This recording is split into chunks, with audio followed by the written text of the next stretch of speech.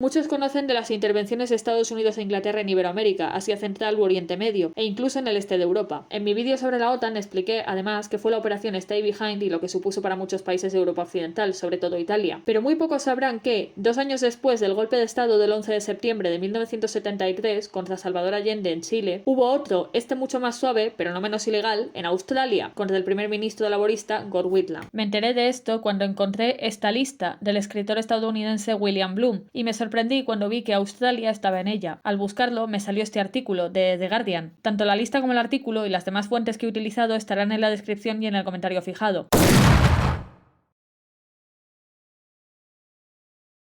Gough Whitlam fue un político laborista australiano de mediados del siglo XX. Había sido aviador de la Fuerza Aérea Australiana durante la Segunda Guerra Mundial y, al terminar la misma, se graduó en Derecho por la Universidad de Sydney. Su carrera política comienza cuando es elegido parlamentario por la circunscripción de Werriwa, en Nueva Gales del Sur, en 1952. Unos años después, en 1960, se convirtió en presidente del Partido Laborista Australiano. Whitlam fue elegido primer ministro en las elecciones de 1972, gracias a una promesa crucial: sacar a Australia de la sangrienta guerra de Vietnam. Previamente, en 1969, siendo aún líder de la oposición, había asegurado que el único propósito para la permanencia de Australia en esa guerra era para que Estados Unidos pudiera mantener su presencia militar y su dominio sobre el sureste asiático, denunciando además que las únicas consecuencias habían sido la devastación de un país entero y de un pueblo civilizado y orgulloso y la pérdida de 300 vidas de soldados australianos. Hoy se sabe que fueron en torno a 500. Y era tan crítico con la intervención de Australia en la guerra de Vietnam precisamente por considerarla contraria a los intereses nacionales de la propia Australia. La retirada australiana ya se había anunciado en años anteriores, pero fue Whitlam, cuando llegó a primer ministro, quien la hizo efectiva. Por supuesto que a los estadounidenses no les hizo ni pizca de gracia esta decisión soberana de Australia de retirarse. Y cuando los ministros de gobierno de Whitlam condenaron públicamente los bombardeos estadounidenses contra la población civil vietnamita, un oficial de la CIA en Saigón dijo: "Nos dijeron que los australianos bien podrían ser considerados colaboradores norvietnamitas". Whitlam sabía perfectamente a lo que se exponía intentando llevar una política exterior independiente de Estados Unidos, por lo que nada más nombró a su gabinete de gobierno les advirtió de que no se dejaran intimidar por la ASIO, la Organización de Seguridad Australiana, ligada tanto entonces como ahora a la CIA y al MI6. Además de la tan esperada retirada de la guerra de Vietnam, Whitlam también optó por cambiar el sistema de defensa australiano. Hasta entonces, la defensa de Australia se había basado en una doctrina conocida como Forward Defense, la cual consistía en que las fuerzas armadas podían desplegarse en Indochina, Vietnam, para evitar ataques antes de que estos llegaran a territorio australiano, muy en la línea de la Guerra Fría. Whitlam sustituyó la Forward Defense por un sistema de defensa continental, sosteniendo que esta doctrina, en primer lugar, era más consonante con la capacidad militar australiana y, en segundo lugar, le permitía a Australia tener cierta independencia en cuestiones de defensa. También creó un departamento de defensa unificado, hasta entonces las decisiones en esta materia habían estado en manos de 5 departamentos distintos, para hacer más eficiente y efectiva la toma de decisiones. La política defensiva no fue lo único que Whitlam decidió cambiar. Reconoció a la China de Mao Zedong como única China y las relaciones diplomáticas entre China y Australia se restablecieron, después de 24 años. El líder de la oposición, el liberal Bill McMahon, acusó a Whitlam de ser un peón de los comunistas cuando el gobierno envió una delegación a China en 1971, tan solo para ver cómo un año después el presidente de Estados Unidos, Richard Nixon, decidió reconocer a la China de Mao como única China. También cambió el himno nacional, que hasta entonces había sido el God Save the Queen, a Advance Australia Fair, que sigue siendo el himno de Australia en la actualidad. La reina Elizabeth II pasó a ser considerada reina de Australia cuando firmó el asiento de la Royal Style and Titles Act de 1973, y la nueva legislación además dejó de considerarla jefe de la Iglesia de Inglaterra y pasó a ser simplemente defensora de la fe. Y también suprimió la pena de muerte por delito de ofensas a la Commonwealth. Como dato, las reformas de Whitlam en el ámbito penal sentaron las bases para la abolición de la pena de muerte completamente en Australia en 2010. Por último, Whitlam tuvo la osadía de cuestionar por qué Estados Unidos tenía una base de espionaje en Pine Gap, la cual actualmente ya se sabe, gracias a las revelaciones de Edward Snowden, que en efecto sirve a la inteligencia estadounidense para espiar a todo el mundo. Whitlam advirtió a los estadounidenses diciéndoles que si se atrevían a tratar de sabotear su gobierno, Pine Gap se convertiría en un objeto contencioso y amenazó incluso con cerrar la base. Uno de los logros sociales que sin duda se le puede atribuir a su gobierno es la creación del Medibank, el cual sirvió de base para el establecimiento del Medicare australiano, que es básicamente su sistema sanitario. También incluyó en las ayudas a la maternidad por primera vez a las madres solteras, estableció ayudas a los sin techo, introdujo la equiparación salarial de hombres y mujeres a igual trabajo igual salario y se simplificó el divorcio para ambos cónyuges. Whitlam también corrigió ciertas irregularidades que tenía el sistema educativo australiano. australiano. En 1973, la Comisión de Escuelas de Australia, presidida por el economista y profesor Peter Carmel, emitió un extenso informe en el que sacaba a relucir muchas desigualdades en el sistema de financiación de los centros educativos. Esto llevó a que el gobierno de Whitlam aprobara un nuevo sistema de financiación que estuviera basado en las necesidades de los centros educativos, en especial de las escuelas públicas, ya que estas últimas estaban más descuidadas que las privadas. La universidad dejó de ser un lujo, pasando a ser accesible para todos los estudiantes australianos durante un breve periodo de tiempo. Se creó el Plan de Asistencia Australiano para ayudar a la financiación de los consejos regionales y proyectos de empleo, siguiendo los preceptos de planificación social y desarrollo de la comunidad. La creación del Sistema Nacional de Alcantarillado incluyó también a las áreas suburbanas, hasta entonces excluidas. Se redujo la edad para poder votar a los 18 años y se le dio representación al territorio del norte y al territorio de la capital. Hablando del territorio del norte, uno de sus logros más importantes quizá fue devolverle sus tierras a los aborígenes de este estado. El 23 de agosto de 1966, ganaderos, empleados del hogar y sus familias de las tribus Gurindji, Warlpiri y Murpurra, no sé si lo he pronunciado bien, iniciaron una marcha desde la estación de Wave Hill, liderados por Vincent Lindiari, ganadero Gurunji y pionero de los derechos de los aborígenes en Australia. En agosto de 1975, durante una celebración en Daguragu, Whitlam y Lindiari pasearon juntos entre la multitud. Whitlam firmó un documento para repartir viviendas a los Gurindji. Fue el primer ministro de Australia que prometió otorgarle derechos sobre sus tierras a los aborígenes. La foto más icónica fue cuando Whitlam se agachó, agarró un puñado de arena roja y se la entregó a Lindiari diciéndole: «Le entrego solemnemente este acuerdo bajo la ley australiana de que estas tierras pertenecen a los Gurindji». Después de esto, compartieron una botella de champán y Whitlam dejó que fuera Lindiari quien diera el primer trago. 9 años de manifestaciones y huelgas de esta pequeña comunidad habían dado sus frutos.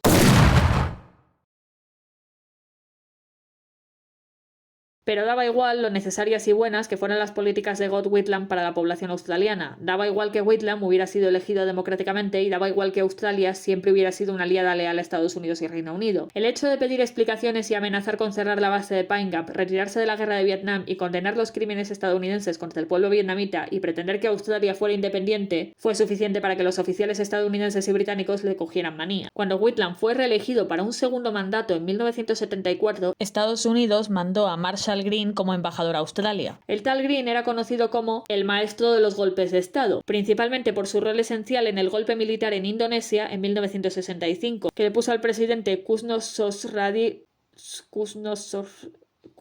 Sosradiyar que depuso al presidente Sukarno e instauró la dictadura militar de Haji Mohammad Suharto. Para entonces, oficiales de los servicios de inteligencia estadounidenses se habían infiltrado en la clase política y sindical de Australia, y se referían a Sir John Kerr, el gobernador general, como nuestro Kerr. Y no solamente los estadounidenses, porque sí, los británicos y estadounidenses trabajaron juntos. El 10 de noviembre de 1975 le llegó a Whitlam un mensaje de Telex Top Secret que iba dirigido a Theodore Shackley, el jefe de la CIA para operaciones en Asia y que también había estado implicado en el golpe militar contra el presidente Salvador Allende en Chile, hacía 2 años. El ministro para la Ciencia y los Asuntos de los Consumidores, Clyde Cameron, afirmó que sabían que el MI6 había estado organizando reuniones con oficiales estadounidenses. Un día después de recibir este telex, el 11 de noviembre de 1975, cuando God Whitlam estaba por informar al Parlamento australiano sobre las actividades de la CIA en Australia, fue invocado por Kerr, quien, invocando la arcaica reserva de poder virreinal, le destituyó.